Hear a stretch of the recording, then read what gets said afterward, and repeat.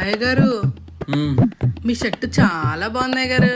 Thank you. అయ్య గారు మీ pant కూడా చాలా బాగుంది అయ్య గారు. అయ్య గారు అసలు ఏం కావాలో చెప్పు. నాకు కొంచెం అడ్వాన్స్ కావాలి అయ్య గారు. వచ్చి 3 రోజులు కాలేదు, అప్పుడే అడ్వాన్స్ ఎట్లా ఇస్తారమ్మా?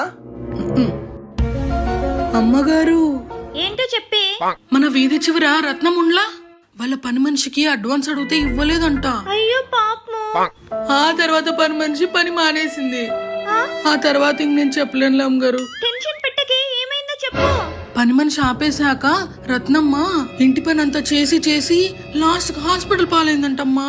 అయినా నేను సేఫ్లీ, నాకు నువ్వు తోడున్నావు కదా.